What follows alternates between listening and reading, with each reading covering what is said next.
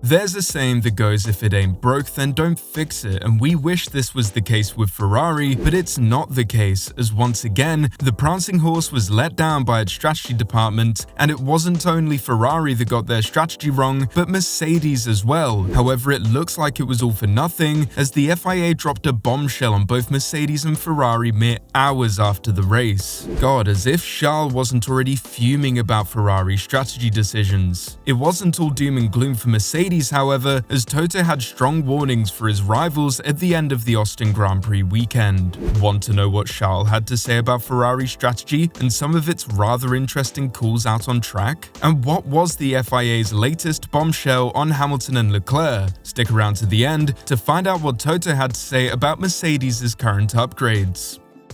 The Austin Grand Prix was a race that could have been, with Mercedes needing a couple more laps to make the race really interesting. In the end, it was another Verstappen win, with the Dutchman holding off his old foe after struggling with brake issues throughout the race. But let's be honest, Charles and Carlos were probably getting tired of learning the alphabet while they are racing, with Austin being another Ferrari disaster class, and the man that got the short end of the straw yet again was Charles Leclerc, and the Monegasque was not pleased at all with the outcome. In the end, it was really a race that could have been for a different situation for Hamilton and Mercedes, and a rather annoying race for Charles Leclerc and Sainz for Ferrari. The interesting thing about all of this is that Ferrari did not seem to be fighting any of the cars overtaking them, as if they had already resigned to letting the other cars just pass them. Now, this could have just been strategy, as their fight was not with Mercedes and McLaren, but that would be going against everything we would expect from the prancing horse. After losing pole position, their race just got worse and worse, and ultimately the driver that felt the odd strategy calls from Ferrari the most was Charles Leclerc, and maybe the Monegasque driver expected nothing less after his comments after qualifying, as securing pole didn't shield Leclerc from the enigma that has surrounded his team's performance this season. When quizzed about his anticipations leading into the session, he candidly replied, "I don't think anymore. I stopped thinking a long time ago, because this year I cannot quite understand where we are." This probably hit a nerve with Ferrari fans, as this is exactly what it's been like watching the Scuderia this season, and compounded by the normal Ferrari moments, this has only added fuel to the fire, and in Austin we saw the normal Ferrari pit wall rear its head. Charles was left furious after the team left a pole sitter high and dry with inferior strategies. Leclerc's race was nothing short of miserable from start to finish, with the pole sitter losing the lead to Lando Norris on the run down to turn 1 before even settling into his rhythm. Both Ferrari drivers struggled for pace, with the leading trio of Norris, Verstappen and Lewis Hamilton moving out of sight as the race progressed. They showed very little pace on the medium tyres, which ultimately led them down a very interesting path of making Charles Leclerc go long, which seems like a really weird call, as no one else chose this strategy and ultimately left Charles a sitting duck at the end of the race, and as predicted by pretty much everyone and their mother, this proved to be the inferior strategy, with Leclerc comfortably picked off by all of the frontrunners before falling into the clutches of his teammate, as well as Red Bull's Sergio Perez. With 15 laps remaining, Ferrari dialed into Leclerc's radio with his engineer instructing him to give way to Sainz, who went on to close down Norris in the fight for P3, which, by the way, in yet another kick in the mouth for Charles, he never even achieved. Leclerc was far from impressed by this decision, as he was forced to watch the number 55 car disappear off into the distance, protesting, "Why did I have to let Sainz by? Let's talk after the race." But the reasoning was obvious. The Ferraris were being chased down by Red Bull's Sergio Perez, who passed Leclerc on his fading tyres with ease with 2 laps to go, something that Charles was happy to point out at the end of the race. I didn't understand at first, because I didn't know he was under pressure from Perez. As soon as I saw that, I understood, so no problem on that, I just needed the explanation, Charles told Sky Sports after the race. This doesn't mean that Charles was happy, as he clearly felt that the Ferraris still got their strategy wrong, with the Monegasque having this to say: "It's pretty clear that we had a different strategy to every other driver out there, and that didn't help." He also had some rather choice words for his Ferrari team, as he has just been reiterating exactly what we are all thinking, and that is Ferrari are terrible at strategy calls, and the weirdest thing is that the arrival of Fred Vasseur was supposed to sort out all of Ferrari's strategy problems, but clearly after Leclerc's latest statements, this is not the case.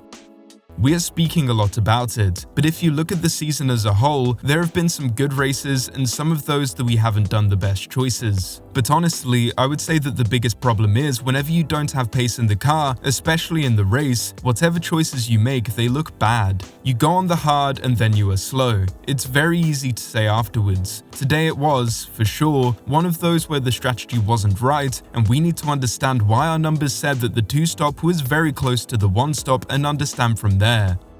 Now, if Ferrari felt that their strategy let them down, then Mercedes will be kicking themselves as they could have won the Austin Grand Prix if they had kept it all together. Bear in mind, the following is before everyone knew what we now know. Wolff said that it was painful to see the victory opportunity end with a P2, but took great comfort in the fact that the upgraded W14 was on form at the circuits of the Americas. So much so that Wolff saw it as clearly the fastest challenger out there, as he now looks ahead in the belief that further strong tracks are to come for Mercedes as they chase for their first win of F1 2023. The upgrade is working, I think a superb step, which was the direction which we were hoping that would actually make it stick more, and it does, and directionally, I think it's a very good sign. He also threw out an interesting warning to Mercedes' closest rivals, with the Mercedes team principal having this to say about the next few tracks. We were well here, the car was there, we had the pace, I think the quickest car on track clearly, and that is the positive we need, and to stay humble, not to take this pace for granted. Now we go to a few tracks that should make the car happier.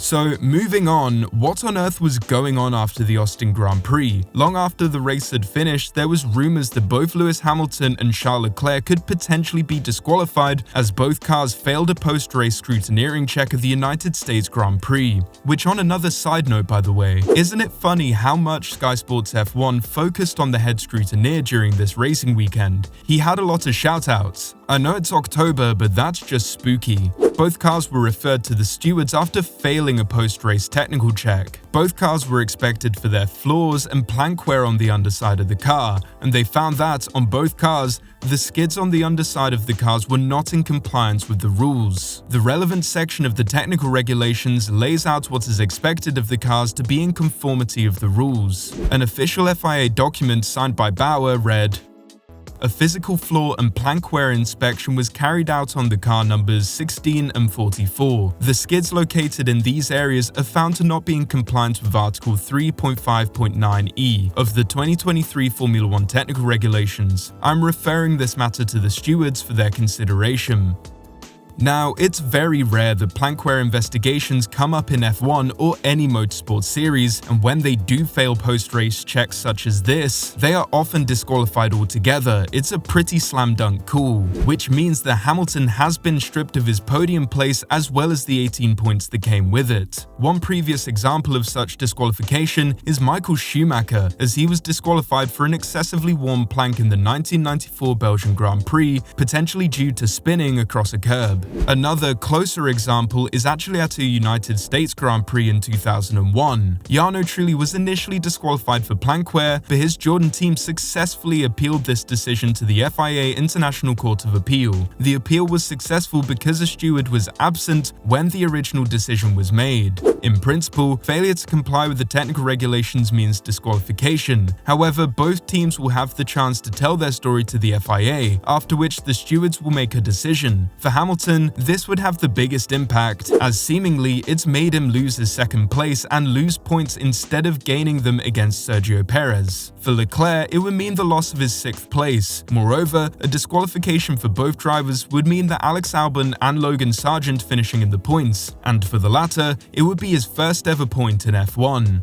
News was still coming out as we were writing this script, and what we speculated to happen has actually happened. The FIA has disqualified both Hamilton and Leclerc, with them having this to say. During the hearing, the team acknowledged that the measurement performed by the FIA technical team was correct and stated that the high wear on the skid pads was probably a result of the unique combination of a bumpy track and the sprint race schedule that minimized the time to set up and check the car before the race. The steward notes that the onus is on the competitor to ensure that the car is in compliance with regulations at all times during the event. In this particular case, the rear skid area defined in the technical delegates report was outside of the thresholds outlined in Article Article 3.5.9e of the FIA Formula 1 technical regulations. Therefore, the standard penalty for a breach of the technical regulations is imposed. Competitors are reminded that they have the right to appeal certain decisions from the stewards in accordance with Article 15 of the FIA International Sporting Code and Chapter 4 of the FIA Judicial and Disciplinary Rules, within the applicable time limits.